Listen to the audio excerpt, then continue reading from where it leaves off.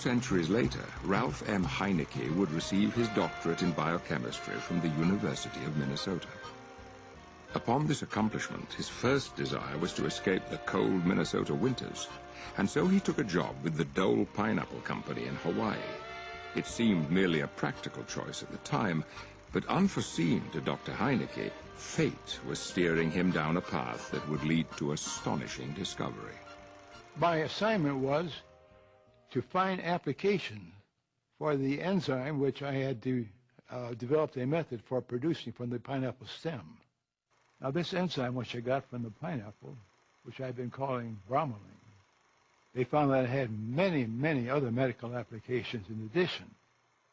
But they asked me to purify the enzyme, and we found that the more we refined it, the less active the product was. Still, something in this enzyme, this bromelain solution, was giving its crude preparations potent pharmacological properties. In 1972, after many discouraging years of research, Dr. Heinecke would finally identify this mysterious ingredient as a new alkaloid, to which he gave the name zeronine. Years later, he would successfully patent this same substance. Convinced of zeronine's positive health value, Dr. Heinecke set out to find a food source that could be viably used as a food supplement for the benefit of the masses. Here was this tropical island with many plants which I had never seen before. And among them was a strange green fruit called noni.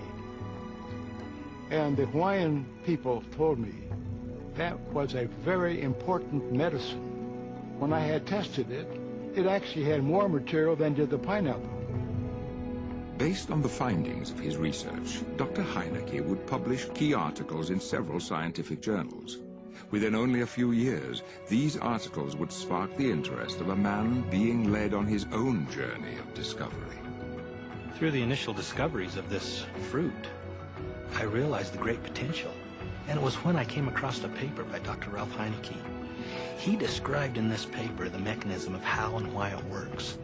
Everywhere I went on the island of Tahiti, the most interesting things happened.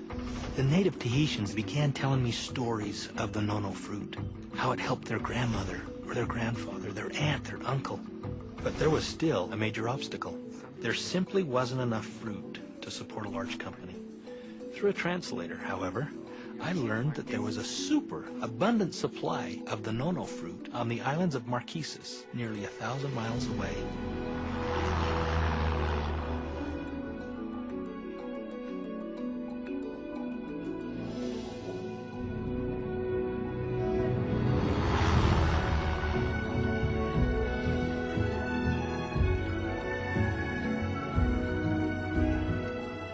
In the afternoon, we stopped at the edge of the road to rest our legs. In the sky was large, white, billowing clouds. My eyes were drawn to that sight, so I walked across the road, and there was a large ravine below.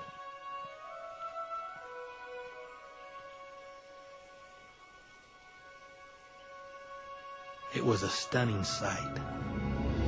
The valley was just full of this fruit. Immediately, I knew that we had all the fruit we needed. It wasn't a secret, but yet the world didn't know about it. The next thing was to find the right partners. I knew if we could find the right partners, nothing could stop us. Soon after rediscovering the secret of the noni, John Wadsworth was joined by Stephen Story, Kerry Acey, Kim Acey, and Kelly Olson. The gift of noni had been handed to a new generation and to a new set of stewards. From across the wide Pacific and into the Rocky Mountains of Utah, what would become of this precious gift? What would these new stewards, a company called Tahitian Noni International, do with this awesome responsibility? We are heirs. We have become part of this story. And I have to tell you, we can't think of the history of noni without feeling emotionally tied to every single person and event that has taken place, since, 4,000 or 5,000 years ago when it first became noticed by man. As people around the globe continue to embrace Tahitian noni juice, the company grows beyond imagination. Consider this. Tahitian noni juice, along with other products derived from the noni tree, is now distributed in over 60 countries and represented by distributors from more than 72 nations. Tahitian noni juice has become one of the top brands of health products in the world, dominating the industry with 90% of the noni market. In fact, on average worldwide, it takes less than 2 seconds for the next bottle of Tahitian noni juice to be sold. Indeed, it is enjoyed by millions. To be sure, a promised day will come, not so long from now, when Tahitian noni juice has been received by all the world. A day when this singular fruit from this exotic corner of the earth is planted in the hearts and minds of people everywhere. For Tahitian noni juice, a day of fulfilled destiny.